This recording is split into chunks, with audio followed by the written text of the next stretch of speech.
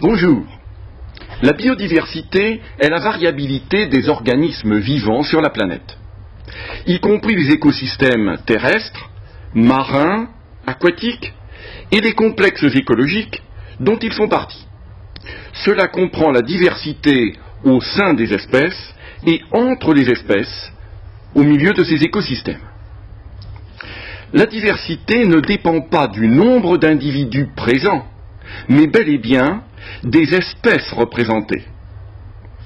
Les systématiciens avaient dénombré 1 400 000 espèces vivantes sur Terre. Or, les découvertes modernes laissent à penser que la réalité serait de 10 à 100 fois supérieure. La vie n'a pas toujours été aussi florissante sur cette planète. En effet, elle a suivi depuis son origine toute l'évolution au cours de 1,5 milliard d'années, avec des périodes à la suite de grands cataclysmes, des périodes d'extinction considérables, et puis elle est devenue celle que nous connaissons, à peu près il y a 12 000 ans, au moment où l'homme agriculteur se sédentarisait. Mais, précisément, la présence de cet homme agriculteur, ses cultures, ses élevages, et puis par la suite les établissements humains, les pollutions, la surpopulation du monde moderne entraînent aujourd'hui une chute terrible de la biodiversité, et cette chute est due à l'homme. Protéger la richesse de la vie sur la Terre fait partie des obligations morales de l'homme. D'ailleurs, à la Convention des Nations Unies sur l'environnement de Rio de 1992, il a été dit que l'homme devait partager la Terre avec les autres formes de vie. Cependant, la biodiversité représente un enjeu considérable pour l'avenir de l'humanité. En effet, la biochimie a permis de démontrer que l'on pouvait fort bien prélever sur la chaîne d'ADN d'une cellule un gène et le mettre sur l'embryon d'une autre cellule, et ainsi transférer le caractère de ce gène pour qu'il s'exprime dans un autre être vivant. C'est ainsi que nous pouvons obtenir des produits dits transgéniques. Dès lors, on se rend bien compte que l'enjeu de la biodiversité n'est pas simplement moral, mais bel et bien commercial. C'est l'avenir d'une certaine forme d'industrie qui est en jeu. En effet, l'agriculture, mais l'élevage, la médecine, la pharmacie et des industries de pointe vont avoir besoin de cette biodiversité. De plus, la biodiversité et les manipulations du génie génétique permettent d'éviter d'avoir recours à la chimie de synthèse que l'on sait coûteuse et polluante. On comprend dès lors que l'enjeu tout à fait considérable ne peut échapper au domaine du droit. Que peut faire le droit pour protéger cette biodiversité pour notre génération, mais aussi pour les générations qui vont nous succéder? Eh bien, tout d'abord, on pense que le droit de l'environnement classique pourrait nous venir en aide. Et ce sera le but de la première partie, d'étudier les conventions classiques sur la protection du vivant. Puis, dans une deuxième partie, nous allons voir comment la Convention de Rio du 5 juin 1992, qui porte spécifiquement sur la biodiversité, va apporter alors une approche totalement nouvelle. Enfin, dans une troisième partie, nous verrons les conséquences des choix qui sont à la fois politiques et économiques, des choix de cette Convention signée à Rio en 1992.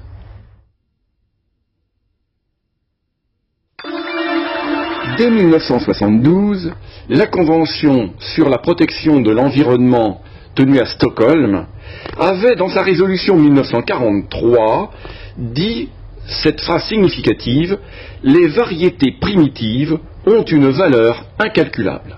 C'était reconnaître, avant la lettre, l'importance de la biodiversité. Mais à cette époque, aucune convention ne portait spécifiquement sur cette question. On pouvait dégager trois grands types de conventions. Tout d'abord, les conventions portant sur une espèce menacée du fait de l'exploitation de l'homme. Exemple, la convention sur la réglementation de la pêche à la baleine du 2 décembre 1946, ou bien encore celle sur la protection des phoques de l'Antarctique du 1er juin 1972. Dans ce premier type de convention, le système est identique. On va chercher à limiter les prises humaines par un système de quotas ou bien par l'instauration de moratoires, d'interdiction totale de capture, uniquement dans le but de permettre au stock de se reconstituer et ainsi que l'exploitation puisse reprendre le moment venu. Évidemment, ce premier type de convention ne concerne pas la biodiversité.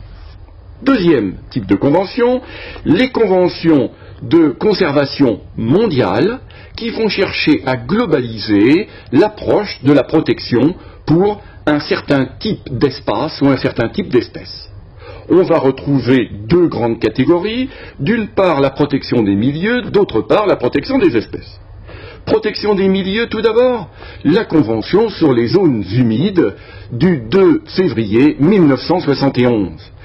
Dans cette convention, les États parties doivent désigner au secrétariat de la convention des zones humides qu'ils considèrent comme d'importance internationale sur leur territoire et sont tenus en contrepartie d'instaurer des mesures internes de protection par des systèmes de parcs, de réserves ou toute autre solution qu'ils considèrent comme appropriée. C'est le moyen de protéger l'ensemble d'un écosystème. Ou bien alors, la protection des espèces telle que la Convention sur le commerce des espèces en voie de disparition, Convention du 3 mars 1973. On sait que le commerce des animaux sauvages est le troisième trafic après le trafic de drogue et le trafic des armes. Il faut donc limiter cet apport dramatique à la chute de la biodiversité. Et c'est ainsi que l'on aura alors des listes de protection où on pourra interdire le commerce d'espèces telles que le chimpanzé, les jarras ou les migales. Mais évidemment, et quel que soit l'intérêt de ce type de convention, il ne porte que sur un but précis, protéger cet écosystème ou protéger cette espèce contre une prédation par exploitation ou par commerce trop importante. Le troisième type de convention se rapproche davantage de notre but. En effet, il s'agit de conventions que l'on pourrait qualifier de globales régionales, c'est-à-dire qu'elles vont prendre en compte un ensemble terrestre ou marin, mais correspondant à un écosystème.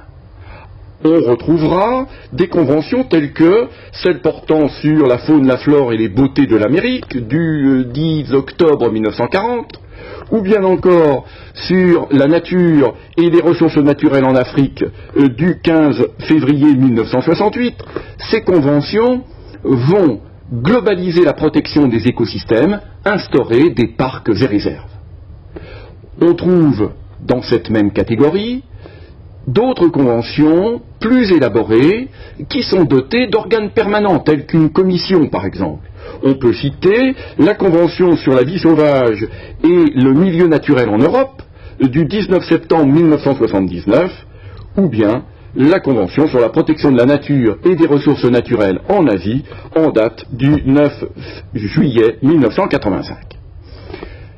Ces conventions, et notamment la dernière qui emploie pour la première fois le terme de biodiversité, ces conventions ont permis de conserver un nombre important de milieux et la protection de la vie faune en Europe, par exemple, est basée sur ce type de texte.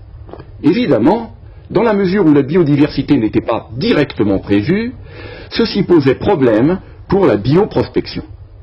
Une coutume voulait que les bioprospecteurs, lorsqu'ils se trouvaient en dehors de leur territoire national, préviennent de leur prélèvement à un laboratoire local et qu'ils laissent un exemple du prélèvement dans ce laboratoire local, en plus du spécimen emmené dans leur propre laboratoire.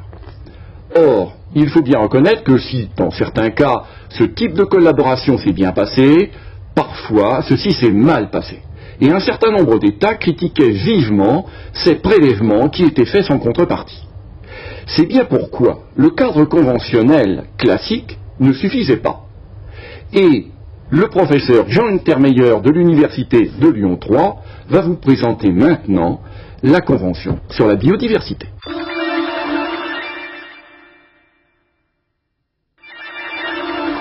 La Convention de Rio du 5 juin 1992 sur la conservation de la diversité biologique traduit une prise de conscience qui, au plan mondial, remonte au début des années 70. En fait, elle a été précédée par un engagement international, tel est l'intitulé officiel de cet accord signé en 1983 sous l'égide de la FAO, qui érige les ressources phytogénétiques en un élément du patrimoine commun de l'humanité et qui met en place un système global de gestion de ces ressources. Cependant, c'est l'Union internationale pour la conservation de la nature et de ses ressources, l'UICN, qui a été à l'origine de cette convention cadre, mais l'idée sera ensuite reprise par le Programme des Nations Unies pour l'environnement, le PNUE. Le texte procède d'une approche écologique et économique, et il repose sur une définition large de la diversité biologique, envisagée aux 3 niveaux, écologique, spécifique et génétique, et dans ce cas-là, il est question de la diversité au sein d'une espèce. Cette diversité, il s'agit de la conserver tout en garantissant son utilisation qui doit être d'une part durable, d'autre part équitable. L'utilisation durable de la diversité génétique, c'est en fait la conservation, laquelle comprend d'abord des mesures directes de protection. Ces mesures directes de protection, elles revêtent 2 formes, la conservation in situ et la conservation ex situ.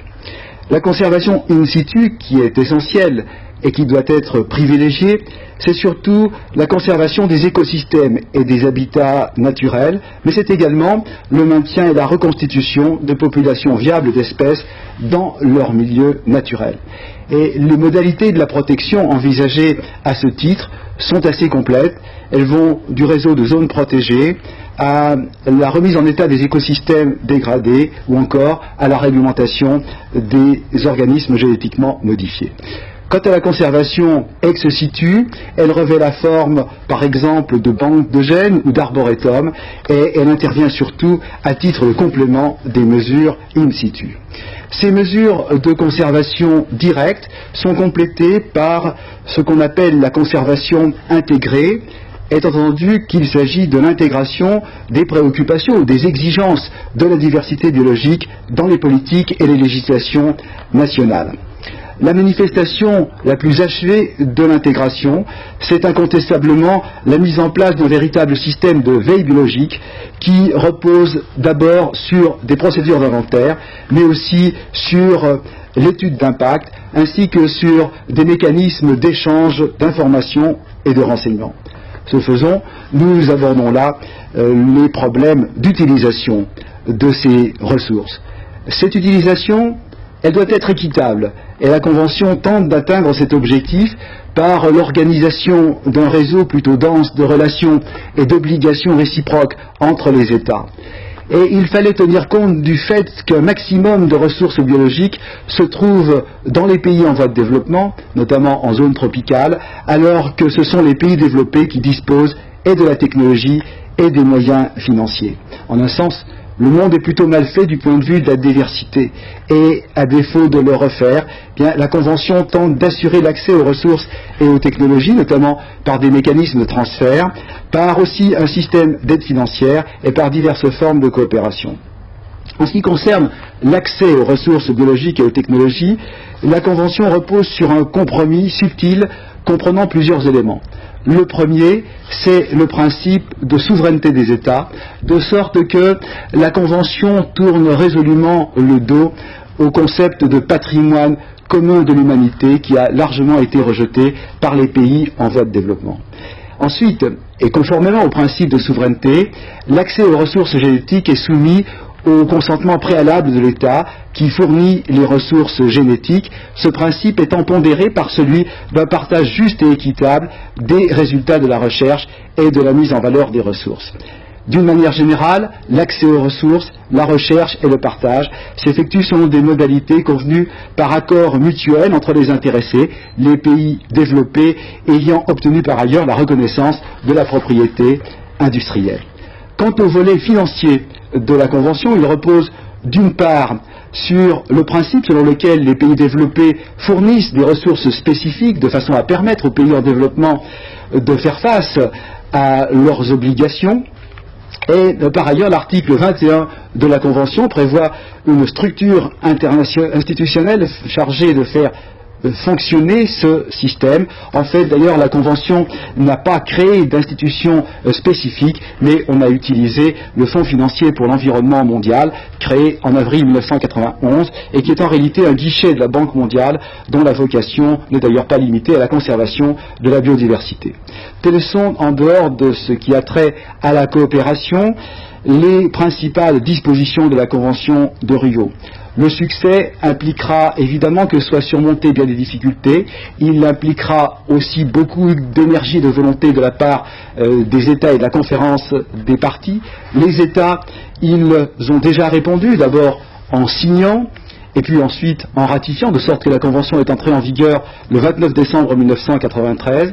Quant à la conférence des parties, elle s'est réunie déjà 3 fois, et la 4e réunion se déroule maintenant en 1998 à Bratislava.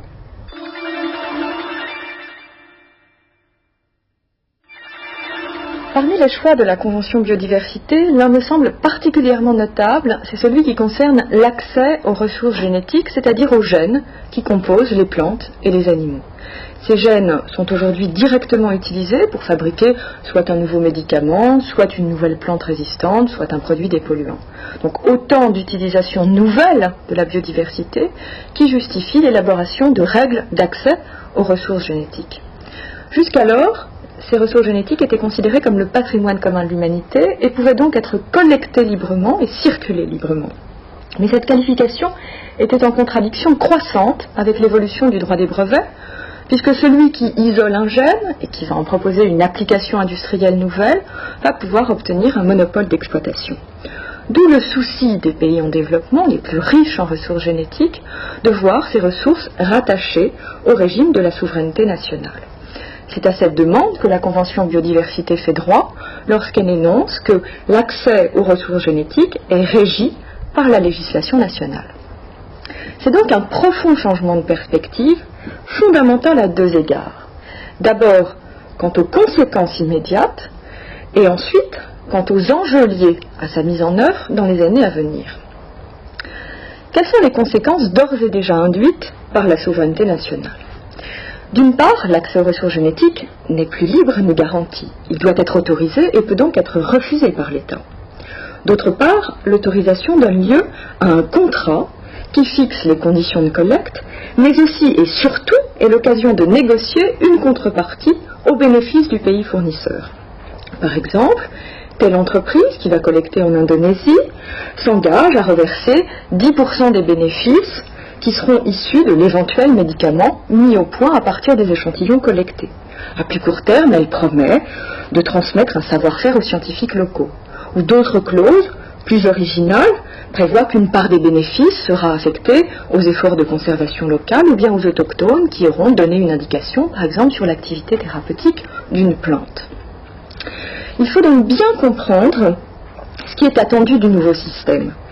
Parce qu'il repose sur le partage des avantages, la Convention y voit d'une part un choix équitable, d'autre part un moyen de continuer de garantir autant que faire se peut la circulation des ressources génétiques, et enfin une façon de stimuler la conservation d'une biodiversité dont on peut tirer des bénéfices. Et toute la question est de savoir si le modèle du contrat bilatéral satisfait ou non ces ambitions. Et cela nous amène au second point, les enjeux liés à la mise en œuvre du système dans les années à venir. Car les règles sont loin d'être figées, et une réflexion sur leur mise en œuvre est actuellement menée, notamment sous l'égide de la FAO. On peut dire qu'elle se présente schématiquement de la manière suivante. oui au modèle du contrat tel qu'on vient de le décrire pour les ressources génétiques utilisées en pharmacie, mais non à ce modèle s'agissant des ressources génétiques utilisées en alimentation et en agriculture. Alors pourquoi opérer cette distinction? Eh bien pour une raison très simple qui tient aux différences de stratégie d'innovation. Le premier cas, celui des ressources génétiques utilisées en pharmacie, met aux prises quelques instituts de recherche, quelques grandes entreprises qui collectent dans la nature des matériels génétiques assez différents. Et avec un seul spécimen intéressant, chacun pourra éventuellement développer un médicament. Si bien qu'ici, le contrat bilatéral, même lorsqu'il prévoit une exclusivité de collecte, n'est sans doute pas inadapté. Et en fait, l'enjeu consiste à répondre à deux problèmes essentiels.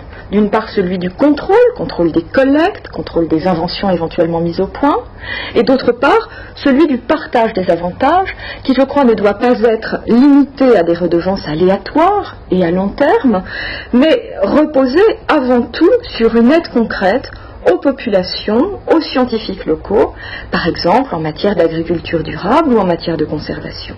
Donc la réflexion qui reste ici à mener est une réflexion sur l'organisation du contrat. A l'inverse, dans le cas des ressources génétiques utilisées en alimentation et en agriculture, c'est le modèle même du contrat dont on se demande s'il est adapté. Car la sélection végétale consiste à concentrer une grande quantité de ressources génétiques à l'intérieur d'une variété. Tel caractère de résistance qui vient d'Iran, tel caractère de goût qui vient d'Inde, etc., etc. Et cela explique pourquoi toutes ces ressources génétiques végétales ont été conservées de longue date dans des grands centres internationaux qui les ont toujours distribuées gratuitement et sans restriction. Cela explique aussi pourquoi le modèle du contrat bilatéral est ici inadapté, car il supposerait qu'un même sélectionneur soit parti à une multitude de contrats, le liant à chacun des pays d'origine des différents gènes intégrés dans sa variété, et verse une redevance à chacun d'entre eux, système évidemment très complexe. Si bien que l'enjeu ici est de s'éloigner du modèle du contrat bilatéral au profit d'un système plus souple, plus rapide et surtout qui garantisse la circulation du matériel génétique. Mais cela n'épuise en rien évidemment la difficulté principale qui est d'ériger d'une manière ou d'une autre un mécanisme de compensation, par exemple un fonds international, au profit des pays en développement. Car c'est bien dans ces termes que se présente désormais la question de l'accès aux ressources génétiques. Conservation, exploitation, partage des avantages doivent désormais être savamment combinés.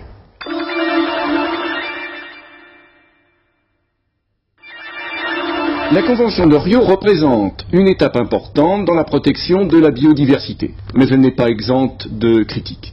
Et notamment, elle peut générer des conflits. Il ne faudrait pas que les pays en développement soient les victimes de ceux-ci.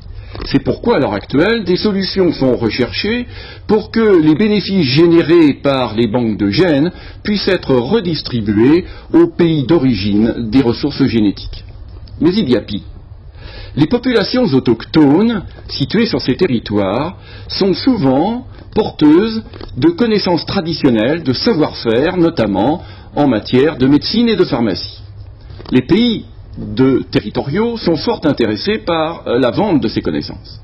Or, on sait qu'il arrive que ces populations soient maltraitées et ne se considèrent pas comme faisant partie de l'État national. C'est bien pourquoi la Convention du 27 juin 1989 sur les peuples indigènes dans les pays indépendants cherche à les protéger. De son côté, la Convention sur la biodiversité nous indique que, pour les populations autochtones, l'État partie doit préserver les pratiques des communautés autochtones, mais dans le cadre de ces lois nationales, ce qui fait bien sûr perdre de la portée à ce texte, malgré ses imperfections, qui nécessitent la vigilance du juriste. La Convention de 1992 a le grand mérite de poser le problème planétaire de la conservation de la biodiversité et de son importance pour les générations actuelles, mais aussi pour les générations futures. Elle a également le mérite de lier les actions des pays du Nord et des pays du Sud. Les conférences des parties à venir devront aplanir au fil des années les contradictions et les difficultés du texte.